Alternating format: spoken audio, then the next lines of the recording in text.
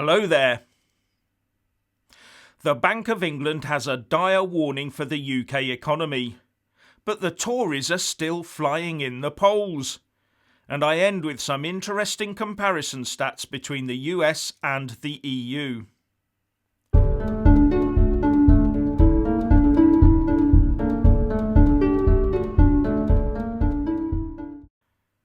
Firstly, please give this video a like to give my channel a boost, and I'm always uploading new videos, so please do check back daily.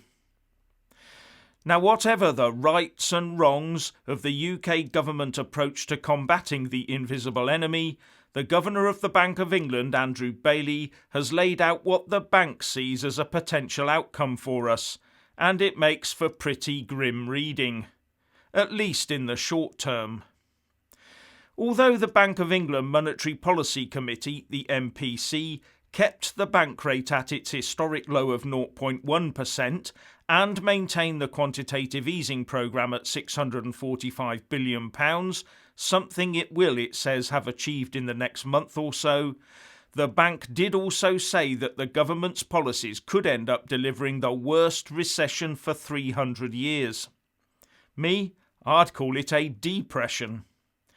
But it also said that the UK economy will shrink by 30% in the first 6 months of this year. And as long as we come out of the lockdown in the next few months, the economy could rebound to be only 14% smaller at the end of 2020 compared to the end of 2019. And that 14% would be the largest drop for 300 years. And in a sign that some on the MPC see things getting worse, 2 of its members did vote to increase the QE programme by another £100 billion to £745 billion in order to pump even more liquidity into the markets. Bear in mind that this has only just been increased by £200 billion to help with the financial problems brought on by this public health crisis, and they haven't yet filled that order. Then there's unemployment. The Bank of England is saying that the unemployment rate could hit 9% by the end of June. And that would, I believe, take the official number of unemployed in the UK to about 3 million. And as the bank's report says, those still with jobs are highly unlikely to be at anywhere near full productivity. Now, this is not a prediction by the bank, it's just what the bank is calling a plausible illustrative scenario. But the really concerning bit for me is that as a layman, I think the scenario puts forward too rosy a picture for the future when it says that the UK economy will quickly rebound in 2021, make up the lion's share of the lost GDP, and quickly bite into the unemployment numbers. It doesn't seem to take enough account of things like the constant worry of a second wave, maybe a resurgence next winter, or people and businesses saving rather than spending. But the bank might also be trying to give us hope for the future with this rather optimistic outlook. But for me, there seems to be another assumption in the bank's scenario, and this is a big one for me. It seems to assume that the government wants the country to look in 2022 much like it looked in 2019, and I'm not so sure about that one. Not only will that be almost impossible, given the international travel restrictions that will probably stay in place in some form or another, there is also the issue of companies as they pull their horns in and work out their business strategies. I mean, it's not like we can just switch on all those complex international supply chains in a couple of seconds, is it? But we also have a government committed to the zero carbon by 2050 project, remember, with, for example, new fossil-fueled powered vehicles to be removed from the showrooms in the next decade or so. And remember, none of the more recent talk has ever been about getting the country back to normal, has it? It's all about getting to a new normal. That's not the language of transitioning from an emergency back to where we were. That's the language of transitioning to a new place, a permanent place, the new normal. And I, for one, have absolutely no idea what this new normal looks like, let alone having had any choice or any chance to comment on its formation.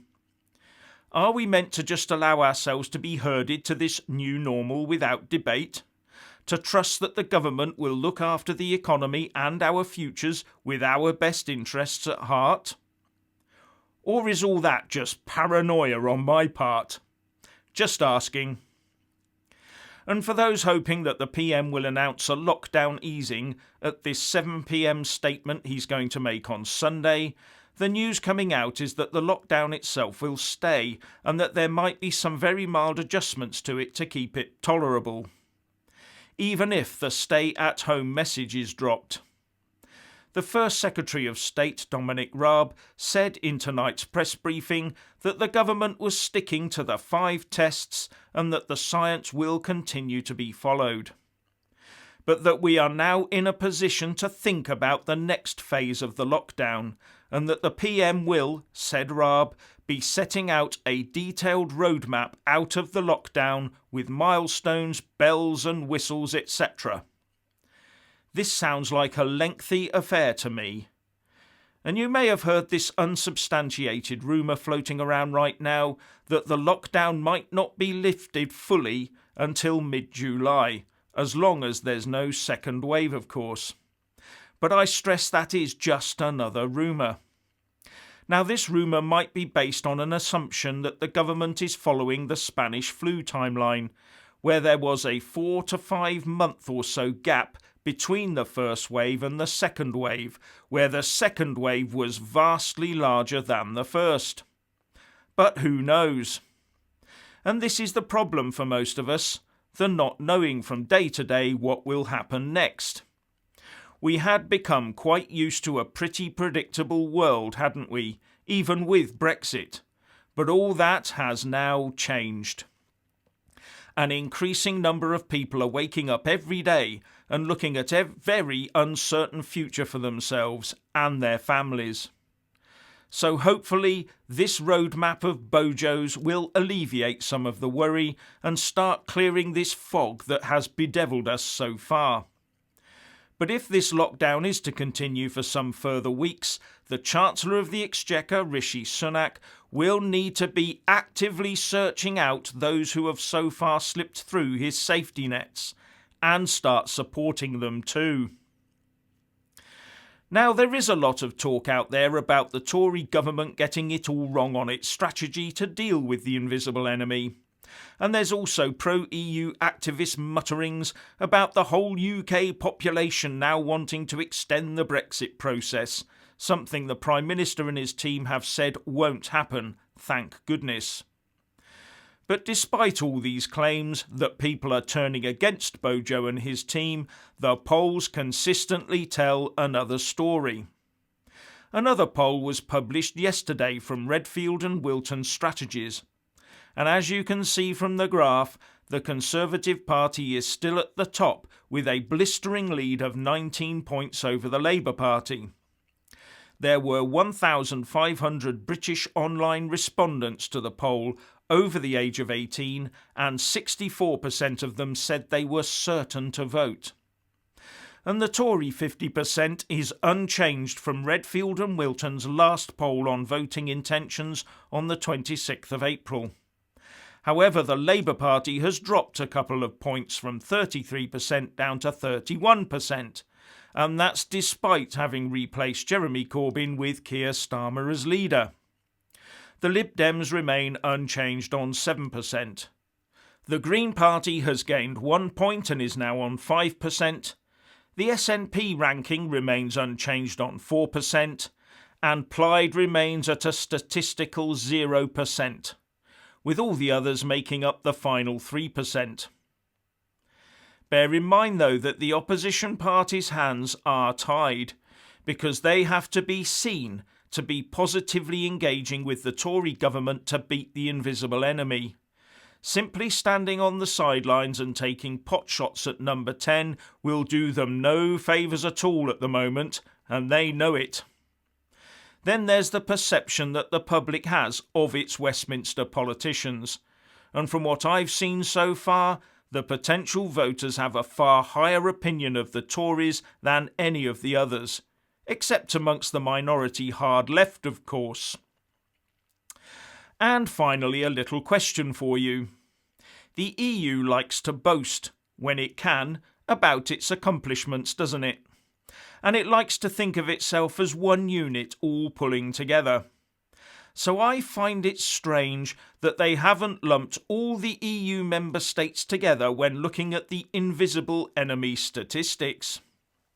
So I put together some of the stats from Google a couple of days ago, and this is what I found.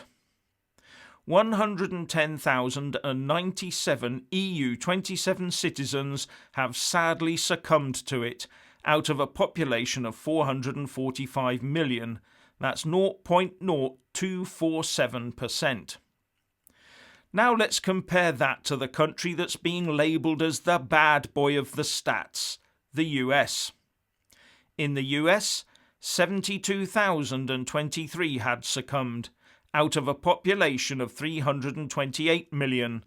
That's 0.0220%. Now the figures will have moved on a bit from yesterday and today, but you get my general point.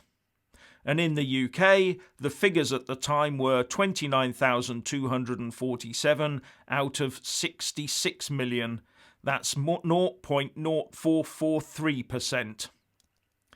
So if we were still in the EU, the bloc's figures would still be a bit worse. But I don't think that the EU nor the USA as a whole are anywhere near as densely populated as the UK. Anyway, food for thought on why neither the EU nor the press are talking about this. But it would be splashed everywhere if the numbers were more favourable to the EU, being no doubt about that. Anyway, if you want to hear more from me, please don't forget to subscribe and also press that little bell, or you won't get any notifications. And if you want to see more of me, buy a mug with my mug on it. So, what do you think about all of this? Please share and comment, and thank you for watching.